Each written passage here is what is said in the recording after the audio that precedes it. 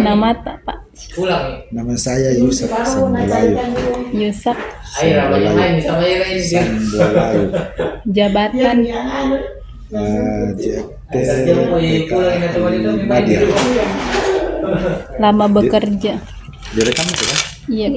Bekerja sudah 34 tahun. 34. Ya. Pengalaman Bapak mengenai kasus asusila. Dari kalau ditinju dari segi mana ya yang di pengalamannya itu? Pengalaman tak dalam membina Pak. Oh ya. Kita menyampaikan hal kepada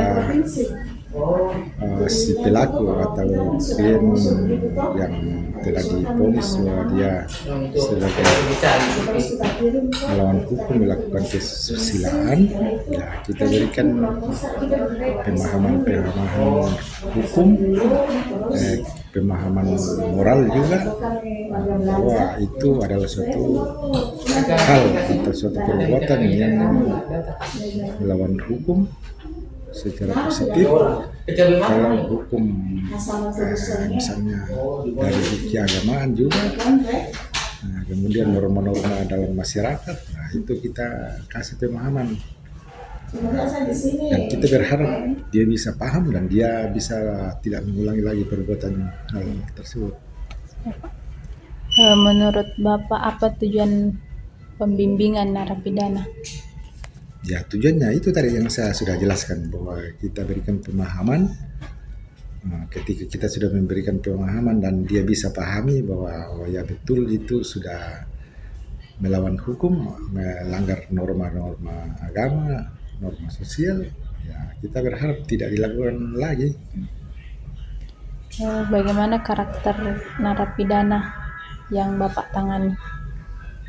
Ya kalau karakternya itu ya relatif, maksudnya tergantung dari orangnya. Ada yang memang gampang menyadari atau cepat menyadari bahwa memang betul itu suatu kesalahan. Ada yang memang ya tidak cepat respon karena mungkin faktor dari ya SDM-nya yang kurang sehingga dia tidak anggap bahwa ini memang suatu kesalahan. Perubahan perilaku apa yang diharapkan? Ya, kita harapkan bahwa setelah kita berikan pemahaman atau kita sudah konseling, ya bisa berubah dari yang tadinya kurang baik menjadi lebih baik. Yep. Bagaimana cara Bapak memulai komunikasi dengan narapidana? Ya kita dulu ya secara pendekatan, secara persuasif bahwa kita tidak ada jarak, seakan-akan kita bahwa kita ini misalnya sudah remaja kita anggap bahwa kita ini sebagai teman atau sebagai sahabat, sehingga mereka bisa terbuka atau bisa memberikan isi hatinya bahwa apa yang sedianya telah dilakukan itu supaya bisa kita pelajari bahwa hal ini yang tepat untuk disampaikan. Cara komunikasi apa yang biasanya Bapak gunakan dalam pembinaan? Ya komunikasi yang kita gunakan ya bahasa yang gampang dipahami, bahasa Indonesia. Kalau bisa berbahasa Indonesia, kalau tidak bisa berbahasa Indonesia ya kita pakai bahasa daerah, walaupun mungkin juga bahasa daerah kita berbeda, ya bagaimana caranya supaya bisa nyambung bahasa lah. Bagaimana Bapak menyesuaikan cara berbicara dengan kondisi dan latar belakang narapidana? Ya paling tidak kita mendengar dulu apa yang dia disampaikan. Setelah kita mendengar apa yang disampaikan, ya kita bisa mempelajari bahwa ini yang bisa kita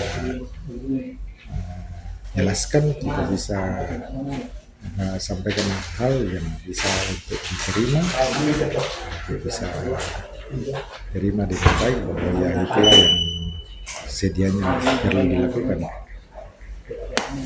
Seberapa penting sikap empati dan keterbukaan dalam komunikasi pembinaan?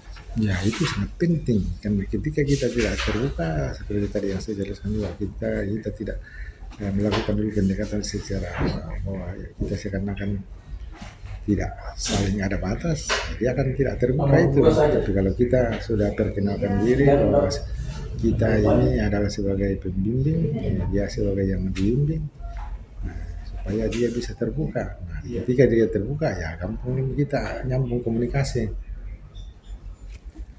Bagaimana proses komunikasi yang Bapak lakukan selama pembinaan? Proses komunikasinya itu ya kita pakai bahasa yang itu tadi gampang dipahami. Kita juga tidak bisa melihat dari latar belakang pendidikannya. Kalau kita pakai bahasa yang susah dipahami, ya, itu merasa tidak tahu arah kemana yang mau dilakukan ini. Apakah narapidana diberi kesempatan untuk menyampaikan pendapat atau masalahnya? Kalau diberi kesempatan ya boleh kata tiap saat, pada saat dia mau ada kita sampaikan bahwa adakah hal-hal yang perlu kita tanya, apakah ada yang perlu kita sampaikan terkait bahwa mungkin itu semacam masukan, itu kita kasih kesempatan. Bagaimana cara Bapak memberi nasihat atau peringatan kepada narapidana? Ya kita juga melihat dari usianya tuh. Kalau usianya itu masih usia sekolah atau usia mahasiswa, ya kita berikan pemahaman bahwa Anda ini masih punya kesempatan, masih banyak kesempatan. Oleh karena itu kita harapkan belajarlah bahwa dari pengalaman bahwa apa yang telah dilakukan itu tidak baik, supaya untuk lebih baik ke depan, demi juga untuk masa depan. Apakah Bapak menggunakan pendekatan khusus agar narapidana mau berubah?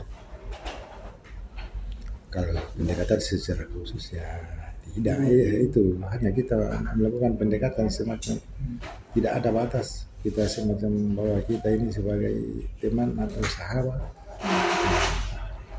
Kendala apa yang sering Bapak hadapi saat berkomunikasi dengan narapidana? Ya, kendala itu saya pikir kadang tidak terbuka kadang tidak terbuka sehingga tidak akan ketemu, tidak nyambung apa yang kita ini. Tapi paling tidak walaupun tidak terbuka ya setidaknya kita sampaikan bahwa sesuai aturan positif dan memang telah melakukan suatu kesalahan, nah itu perlu diperbaiki. Bagaimana cara Bapak mengatasi narapidana yang tertutup atau tidak jujur? Nah itu kita kasih penjelasan bahwa kita harus yang tertutup kita harus sampaikan supaya bisa kita kasih masukan-masukan itu bisa menjadi acuan ke depannya. Faktor apa yang paling mempengaruhi keberhasilan komunikasi pembinaan? Faktor untuk bisa berhasil ya itu tadi kita awali dengan pendekatan bahwa seakan-akan kita itu sama, tidak ada manusia yang tidak luput dari kesalahan, tapi kita harus perbaiki. Ketika kita sudah perbaiki ya itulah yang diharapkan. Apakah komunikasi yang Bapak lakukan berdampak pada perubahan sikap atau perilaku narapidana? Ya kalau apa yang kita sampaikan dia bisa terima, dia bisa pahami, ya saya pikir itu sudah pasti berdampak positif. Perubahan apa saja yang biasanya terlihat setelah dilakukan pembinaan? Ya itu paling tidak dia mengatakan bahwa ya menyadari bahwa apa yang telah diperbuat diakui, dan dia juga menyampaikan bahwa akan berjanji tidak melakukan, dan itulah harapan kita untuk membimbing atau membina warga binaan. Nah, bagaimana Bapak menilai keberhasilan pembinaan tersebut? Ya salah satunya juga itu ketika dalam berjalannya waktu pembinaan, ya, contohnya kan disuruh datang melapor, gitu. Ketika dia patuhi itu, ya itu salah satunya aturan-aturan. Kemudian misalnya ada kegiatan-kegiatan bilang ikuti, kalau tidak ada kegiatan lain ya dia ikuti, ya berarti dia mendengar kita arahan-arahan. Menurut Bapak, apakah cara komunikasi yang digunakan sudah efektif? Ya apa yang kita sampaikan itulah yang menurut kita bahwa ya dengan cara ini bisa menerima, dan kita berharap bisa juga melakukan. Ya walaupun menerima, tapi kalau tidak melakukan ya belum sepenuhnya kan. Apa yang perlu diperbaiki dalam komunikasi pembinaan? Ya saya pikir yang diperbaiki itu ya cara berkomunikasi yang sopan, cara berkomunikasi yang baik. Kita tidak merasa bahwa kita ini sebagai orang di atas, dia di bawah. Jadi kita sebagai sahabat atau sama-sama lah orang yang perlu saling bertukar pikiran. Saran Bapak untuk meningkatkan pembinaan ke depan? Nah, kita sarankan apa yang telah disampaikan, dan itu pun juga bukan kita buat sendiri aturan itu, tetapi ya sudah sesuai bahwa kita harapkan jangan lakukan lagi untuk kedepannya berbuat lebih baik supaya bisa diterima di lingkungan di mana dia berada dan tidak berhubungan lagi atau tidak diproses hukum lagi. Sudah Pak. Kasih banyak Pak. Sekalinya tidak terekam, terekam gitu. Rekam aja Pak.